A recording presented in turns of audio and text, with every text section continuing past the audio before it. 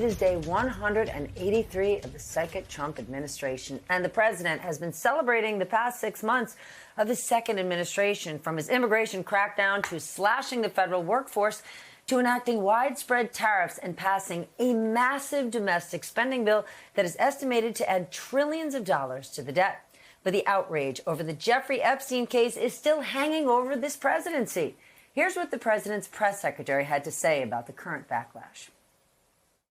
Is the president satisfied that his own supporters are not heeding his call to let it go and to move on? I know the president would reject that, Kelly. In fact, he cited over the weekend some polls showing that his approval rating with the Republican Party is actually at an all-time high. He knows what his supporters want. It's transparency, and he has given them that on all accounts when it comes to everything this administration has done. Will he call on Kash Patel to do more? Again, as I just answered, the president has told the Attorney General and the FBI director to release any credible evidence that they find. But Trump also posted that he wants all of the Epstein grand jury transcripts released.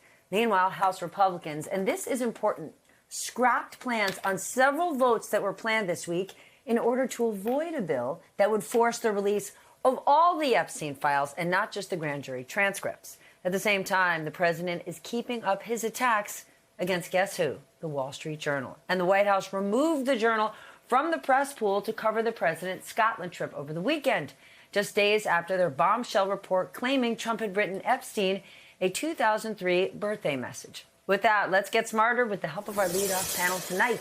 Luke Broadwater joins us, Pulitzer Prize-winning White House correspondent for The New York Times, Leanne Caldwell, chief Washington correspondent for Puck, and David Drucker, senior writer at The Dispatch. Mr. Broadwater, start us off the evening. Here we are, 6 months in, and it's the Jeffrey Epstein case that is hanging over the second Trump administration. What's your take on this? Yeah, this is the last thing that the Trump administration wants to be talking about right now. They want to be trying to celebrate what they believe are some wins from their first 6 months in office. They've been so frustrated by the Jeffrey Epstein story that today the press office was trying to encourage reporters to write about Donald Trump digging in about the Redskins name. They're trying to divert attention anywhere else but this Jeffrey Epstein case, and that's because Trump knows it's hurting him in the one area where he's always had success, and that's with his MAGA base. And yes, he's getting people like Mike Johnson to go along with him, and he's getting members of Congress to go along with him on the right. But the base is not showing a lot of signs of giving up on the Epstein files. If you look at just Facebook or any social media place, or talk to any Trump supporter in your family or elsewhere in the community, they're pissed off about the Jeffrey Epstein files, and they'll let you know about it. Without a doubt. And to be clear, a lot of those Redskins fans are really happy now because the Commanders are actually winning. All right, Leanne, the president has deflected some of the outrage among the MAGA base by leaning into his attacks on the Wall Street Journal and the media at large. Is that working? Because his core base that loves to go after the media are the same people who are furious about the Epstein case, and they're furious because they view it as the elite media, and their exact problem with this Epstein situation is they believe these are the elites keeping the truth from them. Yeah, that's absolutely right. You know, Steph, this is a playbook that has worked over and over again for the president, essentially through his entire first term. But now on this issue, this is something that is just not seeming to go away, despite the efforts by the administration and the president to distract, to deflect, to attack the media and the Wall Street Journal, to blame President Obama for the Russia hoax again, bringing out all of the people on the left that MAGA hates or loves to hate. But it's not working in part because this is really the first time that Trump is seeing a splinter in his own base. Usually they follow him in whatever direction they go, that he goes. But on this issue, this is counter to what Donald Trump stands for. This is how he's handling this is counter to how his base why his base supports him and why they believe in him. They thought that he was the truth teller, the person who was going to unveil all of the information, and he's not doing that. And that's why this is not going away yet, just despite Donald Trump's efforts to make it so. David, I warn you, Leanne gets invited back here often because she starts her answers with, "That's exactly right, Stephanie." So now it's your turn. Our friend Harry Litman, Legal Beagle, says that Trump's defamation suit against Rupert Murdoch and the Wall Street Journal is a loser. That really stuck out to us because obviously in the last few months, Trump won big, whether it was ABC or most recently CBS. But Harry disagrees. What's your take?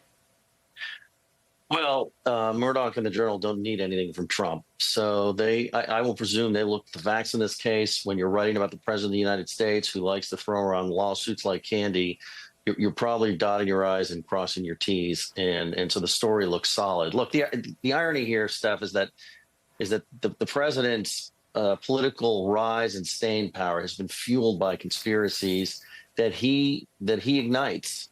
And the Epstein conspiracy, or the Epstein files, or whatever you want to call it, is one that he has ridden on, like, something like like a little bit like a magic carpet over the past couple of years. But let's see if I'm back next week, because I'm really skeptical that the base is going to blame Trump for what they feel they're not getting in terms of the files release. The president's numbers with Republicans writ large are strong. Let's see where the polls are in a couple of weeks. But I don't think we've seen a mass defection. We've seen frustration. We've seen a desire for the files, so-called, to be released and all the facts to be released. But the president does a good job, when you look at how he handles the Republican Party, of offering those voters a buffet of things that they can like, and so that even though there's one dish that they don't like or wish was cooked better, there's all these other things there that they can throw on their plate and say, well, on balance, this is pretty good. So look, I could be wrong, and this could be the thing that finally gets them to look askance at Trump and think differently of him. But I'll believe it when I see it. Of course, though, the other things out there that they could bite into that he's happy to serve up to them, he has no connection to. And there's not a chance for him to be involved in any of them. Like, yes, one could say, what has the Justice Department done lately? They released the files relating to the FBI investigation into Hillary Clinton's email. The Director of National Intelligence put out all of the Martin Luther King documents. So, Luke, is that what the modus operandi is? Offer up lots of other files that people or the MAGA base are hungry for, but just leave out the Epstein one. Right. So I think, yes. I mean, one of Trump's campaign promises was they were going to release the Martin Luther King files, they were going to release the Epstein files, and some others that people have clamored over, JFK, for years. That's to satisfy this hunger from people in the base who believe that there's lots of conspiracies in the federal government. There's lots of things being covered up. And so Trump is putting these out sort of one by one. What we're finding, though, usually when we see the files that they've actually released, they are merely duplicates of files that already existed. That's what got everyone so mad about the Jeffrey Epstein files in the first place. Remember, Attorney General Bondi put out Epstein files Part 1. And they were all files that everyone had already seen. They were already in court cases. And so there was nothing new in them. And then there was never a Part 2. There was never a bunch of files that no one had seen before. And so, that's, I think, really pissed off a lot of people who understand this case, because it was basically saying, we think you're stupid. Like, we think we can trick you and give you something that was already available. I do agree with what David said, though, that I do think the MAGA base almost always will twist itself to blame someone else other than Trump. And so that maybe eventually it's Pam Bondi who's the person they blame for this, or Kash Patel, or someone else. But they do always find a way to make someone else responsible and not Trump.